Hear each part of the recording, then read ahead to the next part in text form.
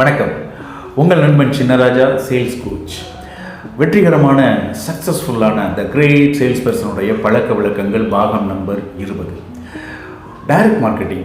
நேரடியாக வாடிக்கையாளர்களை நம்ம போய் சில ப்ராசஸ் பண்ணுறோம், சில விஷயங்கள் சொல்கிறோம், நம்மளுடைய ப்ராடக்ட் வந்து மார்க்கெட் பண்ணுறோம், சேல் பண்ணுறோம்.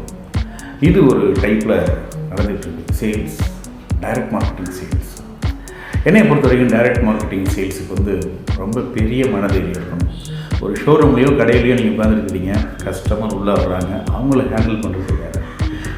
நேரடியாக கஸ்டமருடைய இடத்துல போயிட்டு நம்ம வந்து சில விஷயங்களை எக்ஸ்பிளைன் பண்ணுறோம், அவங்கள ஃபீல் அண்ட் டச் பண்ண வைக்கிறோம், அவங்க டேஸ்ட் பண்ண வைக்கிறோம், சம்திங் ஏதோ ஒன்று உங்களுடைய பொருளை பொறுத்து ஏதோ ஒன்று செய்ய வைக்கிறோம். அங்கே என்ன நடக்குது?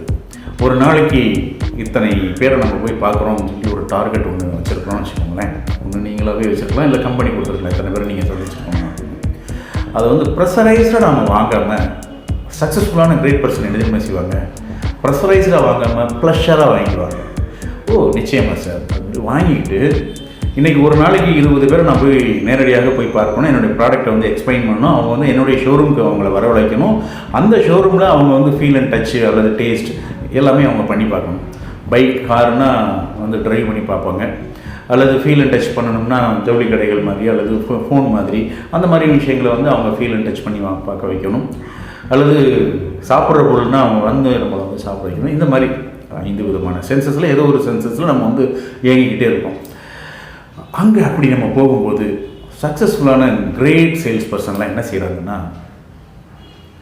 தோல்விகளை தாங்கிக் கொள்கிறார்கள், ஏற்றுக்கொள்கிறார்கள். டைரக்ட் மார்க்கெட்டிங் மாதிரி ஒரு பெரிய களம் உங்களுக்கு கிடச்சிருச்சு அப்படின்னா அது வந்து உங்களுடைய பெரிய சக்ஸஸ். தோல்விகள் தான் நிறைய கிடைக்கும் டைரக்ட் மார்க்கெட்டிங்கில். நேரடியாக போய் வாடிக்கையாளரை டோர் நாக் பண்ணுறீங்க, டக் டக் டக் டக், சார் நாங்கள் வந்திருக்கோம், மேடம் நாங்கள் வந்திருக்கோம் அப்படின்னு சொல்லும்போது வாங்க வாங்க வாங்க வாங்க வெல்கம் வெல்கம் அப்படின்னா சொல்லுவாங்க. கிடையாது.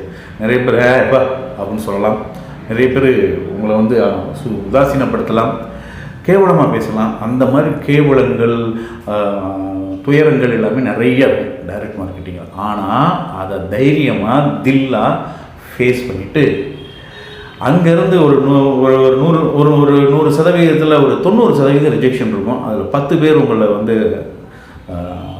ஒரு மனிதனாக மதித்து உங்களை வந்து உட்கார வச்சு ஏதோ ஒன்று பேசுகிறாங்க, டிஸ்கஷன் நடக்குது. அதில் ஒரு 2% வந்து சேலாக கன்வெர்ட் ஆகும்.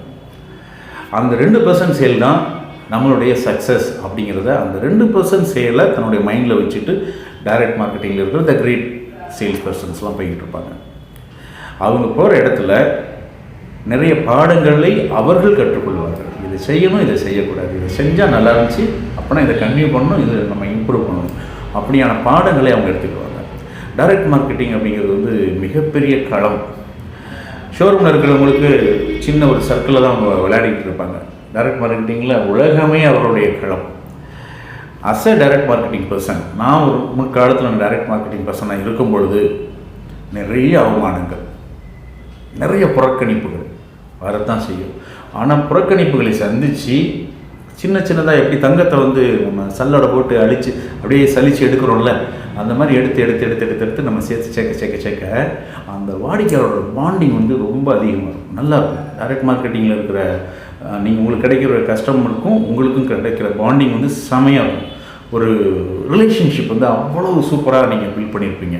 அவங்க மூலியமாக டக் டக் டக் டக் டக்குன்னு நிறைய சேலை வந்து நீங்கள் வந்து முடிப்பீங்க. உங்களுடைய சர்வீஸும் ப்ராப்பராக இருந்துச்சுன்னா, சர்வீஸும் ப்ராப்பராக இருக்கணும், சேலும் ப்ராப்பராக இருக்கணும். அப்படி இருந்ததுன்னா டைரக்ட் மார்க்கெட்டிங்கில் உங்களுடைய களம் மிகப்பெரிய களம்.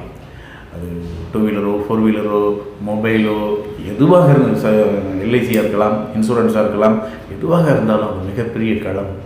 அதை வந்து நம்ம எப்படி பயன்படுத்துகிறோம் அப்படிங்கிறது தான் இன்றைக்கி ஒரு சின்னதாக ஒரு எக்ஸாம்பிள்.